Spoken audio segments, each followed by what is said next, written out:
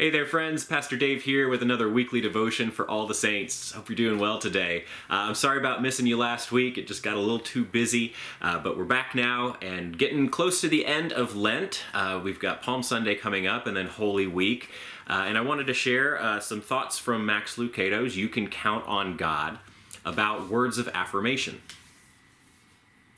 Do not let any unwholesome talk come out of your mouths, but only what is helpful for building others up according to their needs.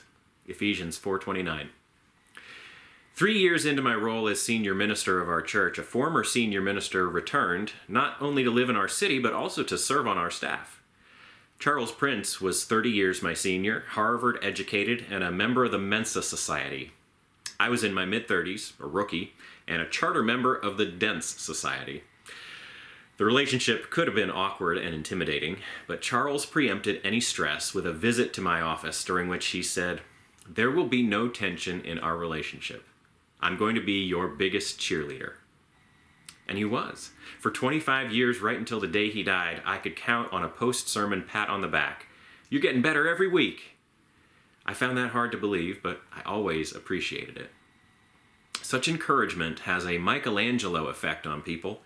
The sculptor saw the figure of David within the marble and carved it out. The encourager sees your best self and calls it out, not with a chisel, but with words of affirmation.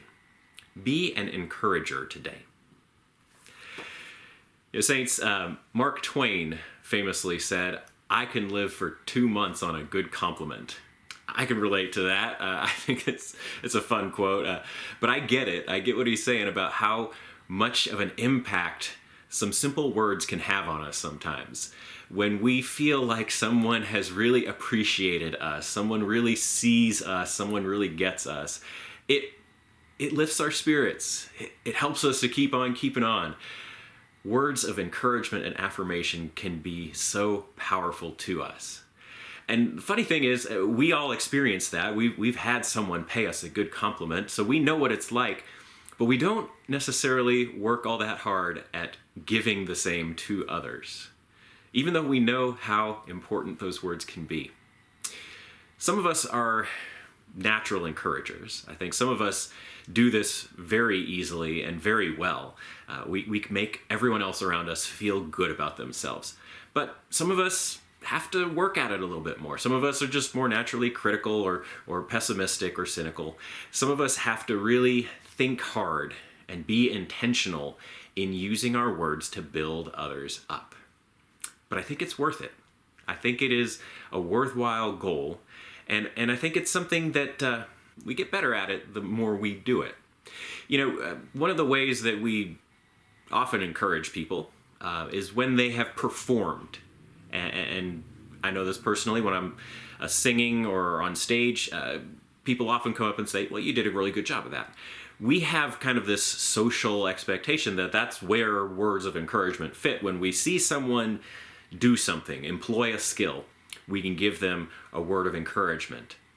But I think Lucado has given us another great way to think about encouragement. When we see someone trying, when we see someone making an attempt, we can nudge them further along in that direction. We can, like Michelangelo seeing the form within the marble, we can give them a vision or a glimpse of where they could end up, even if we don't actually think that they did a great job quite yet.